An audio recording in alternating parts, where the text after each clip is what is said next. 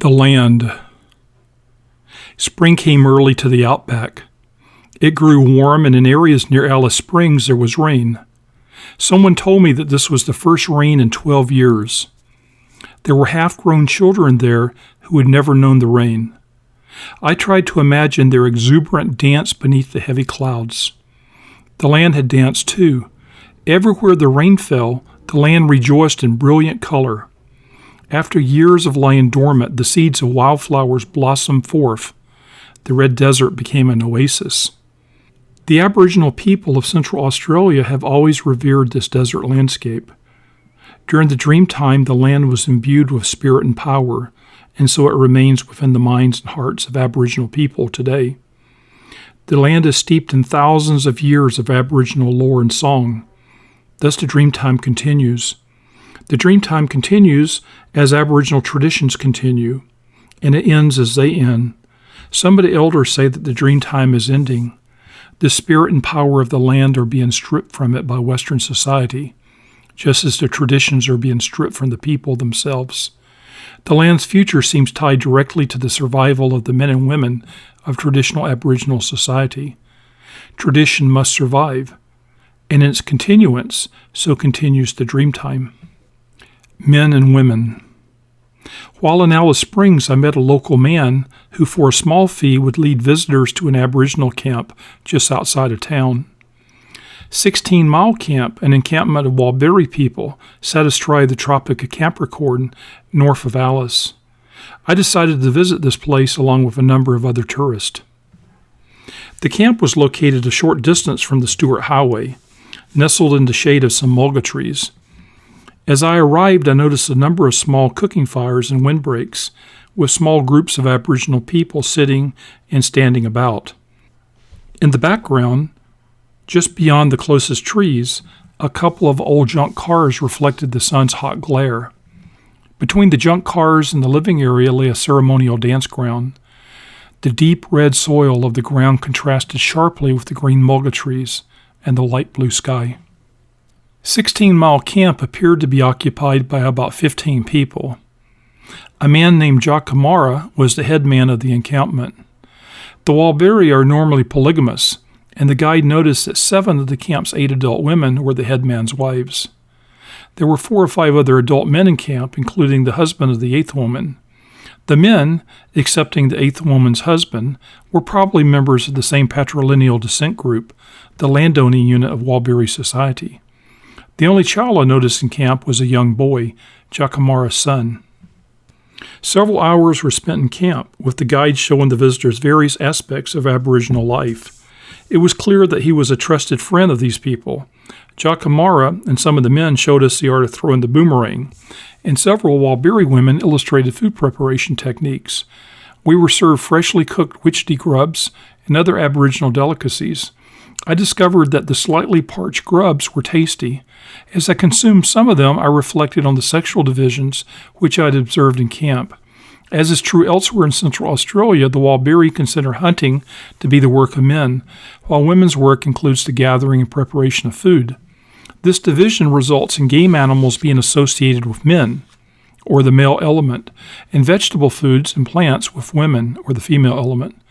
Additionally, the preparation of food is seen as female, partly due to the transformation processes involved.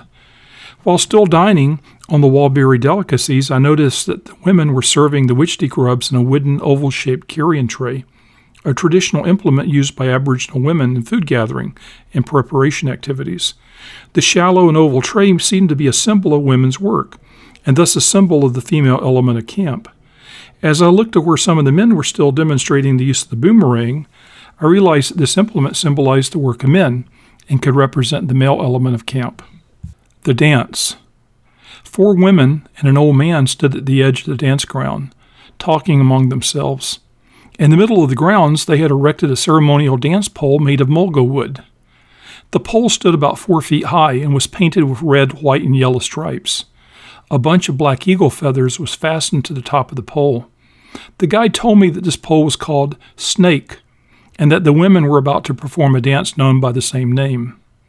The Warlpiri considered the snake to be a man's dreaming, and thus symbolic of the male element. The black eagle is also a man's dreaming. Thus it seemed that the pole was symbolic of maleness, and I suspected that a snake dance performed by females would symbolize the relationship existing among Warlpiri men and women.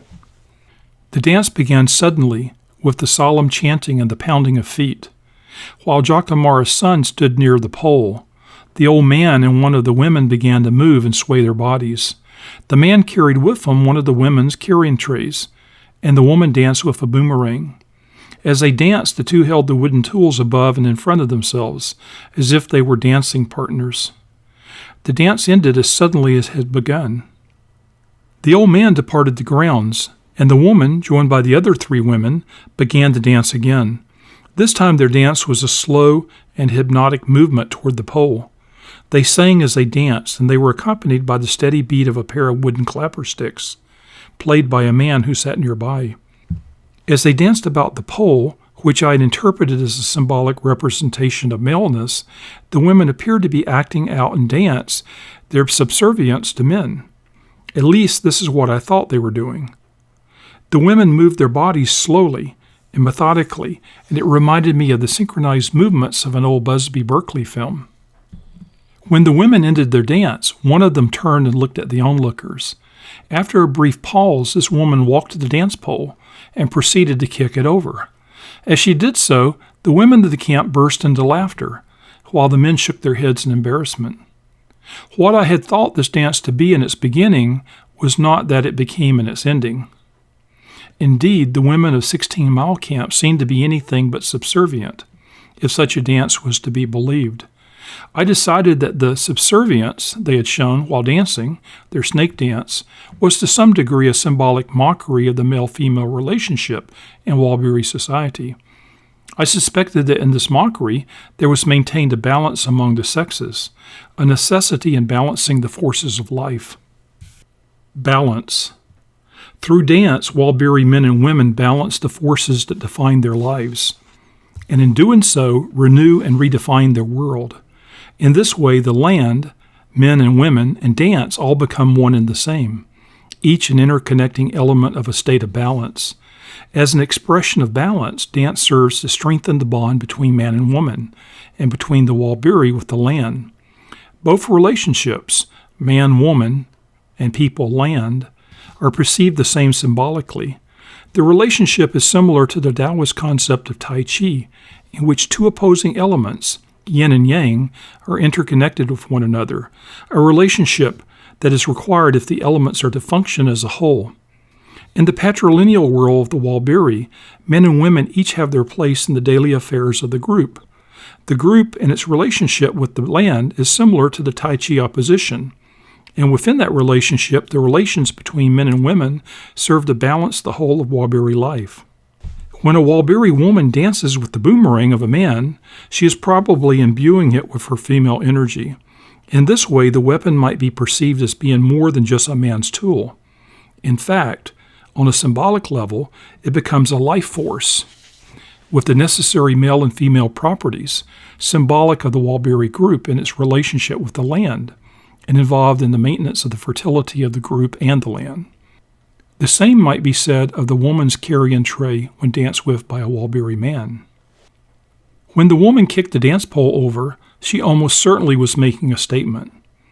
Perhaps it was this: that regardless of the fact that the Warlpiri are a patrilineal society, the roles of women are just as important as those of men, if their society is to function properly and remain in balance. In their performance of the snake dance, the Warlpiri women appear to have provided the men a playful and subtle reminder of the responsibilities Warlpiri men have been entrusted with, and in doing so provided them a veiled threat of other alternatives. If this is true, then within such a tradition the dream time continues, undaunted by the assault of time.